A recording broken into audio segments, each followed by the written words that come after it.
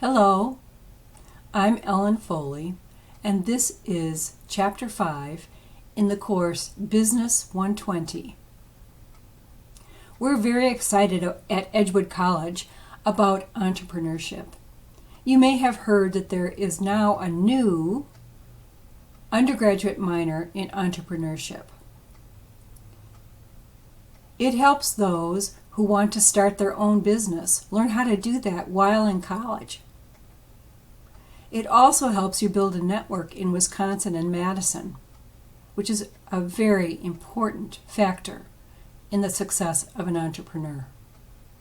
So if you're interested, make sure you talk to the advisors or tickle me through an email, and I'm happy to get you more information. We believe at Edgewood College that entrepreneurship is a massive contribution to the future that you folks will live. So now, let's do some talking about entrepreneurship, small business, and a little bit more on franchises.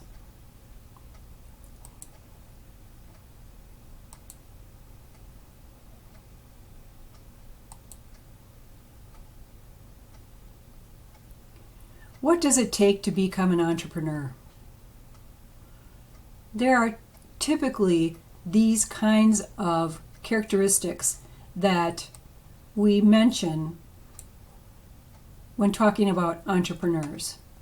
But I've known a lot of entrepreneurs who are introverts, and the reason why they were so successful is because they are great listeners. You will take a quiz. It's not a gradable quiz. It's just a quiz that will help us figure out if you have the desire and the characteristics to be an entrepreneur. It's not the be-all and end-all of that kind of determination, but it's a fun quiz, and there will be assignments associated with it that will be graded and will give you a better sense of what it's like to be an entrepreneur.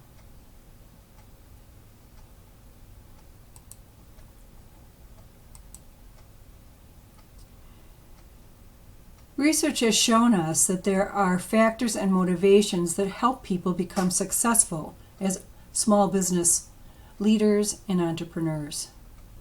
They tend to be an independent lot, not unlike me.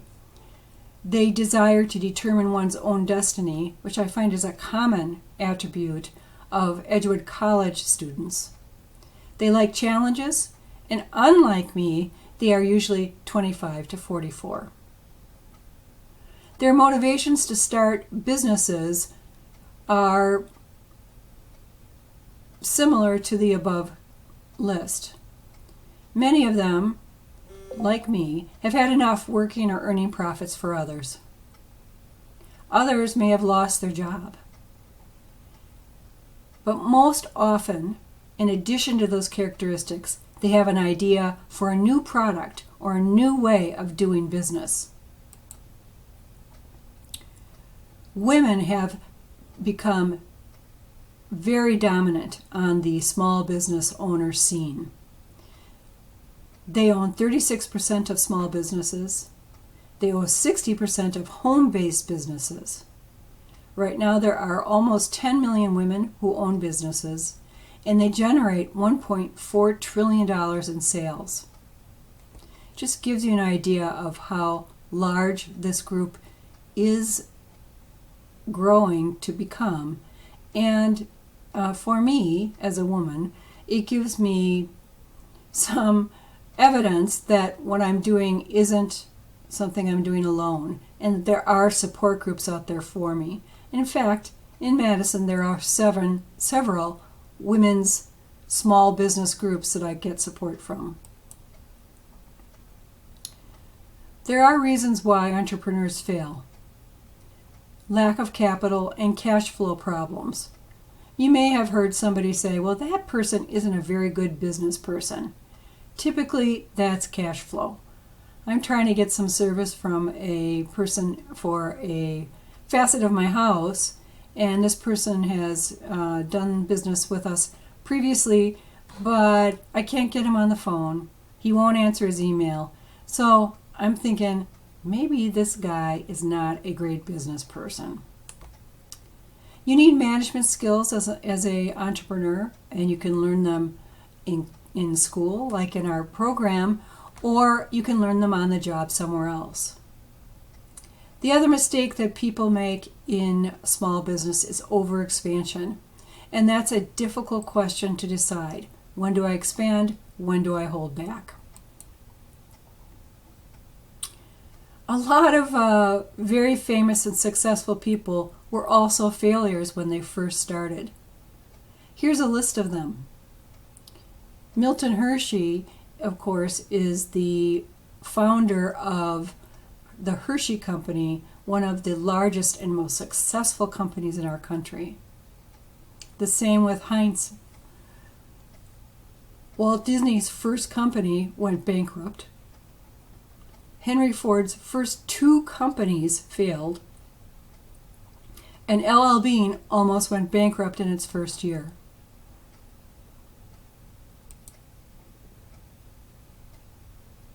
Here are some contributions of small businesses. They tend to be independently owned, for-profit, and not dominant in their field. They are 99.7% of all employer firms. A lot of people work for small businesses. They have generated 63% of net new jobs over the past 20 years. They hire 37% of high-tech workers.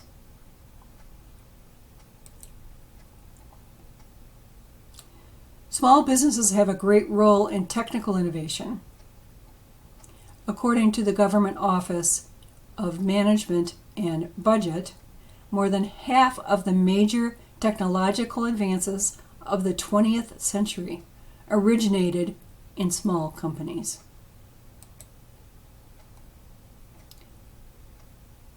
As a woman business owner, I get a lot of help from the Small Business Administration. They also look for other people who are not generally in the corporate structures. Black people, Hispanics, immigrants, and their mission is to help those folks become strong business people and become contributors like the previous slides. The SBA also offers loans, and many people have found those very helpful. Right now, they are a terrific benefit for those of us suffering under COVID. There are small business institutes, development centers, and publications that you can use should you decide to become a small business leader or an entrepreneur. 69% of new businesses survive at least 2 years. My company's been going since 2009. About 50% survive at least 5 years, and 31% survive at least 10 years. So we went over this a little bit in the previous slides, but I wanted to make this point strongly. Small business is important. It employs many high-tech workers. It hires a larger proportion of younger and older workers, women, and part-time workers. It competes with large firms, and it prompts large firms to find efficiency. It's a good check for large companies. Here are some pros and cons. Advantages are personal relationships with customers and employees, an ability to move quickly to adapt to change, simplified record keeping, profit retention, you get to put those profits right in your pocket. It's easier to start up than a corporation, and you can keep secrets about what you're doing. You can keep what you're doing private. The disadvantages include a high risk of failure, limited potential, and the limited ability to raise capital.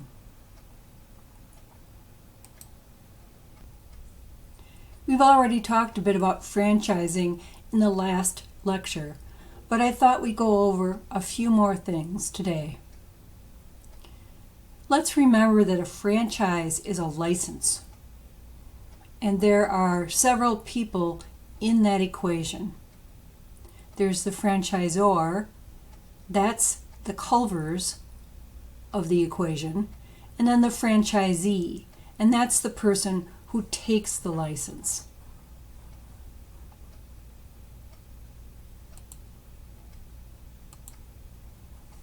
There are advantages and some disadvantages to franchising.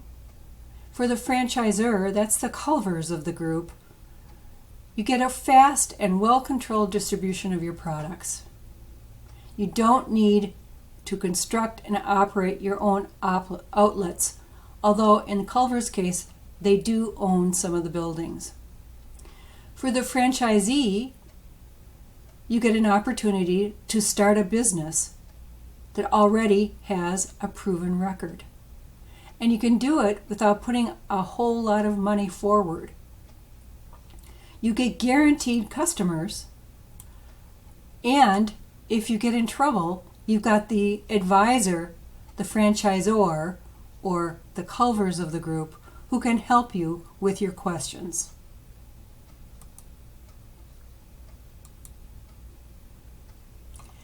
Franchising also has its disadvantages. For the franchisor, that's the Culvers, the plan can fail, and there can be disputes. For the franchisee, that's the person who buys the license. The Culvers companies of this world really hang on to a lot of the control, and you don't have as much as you would if you had started your own business.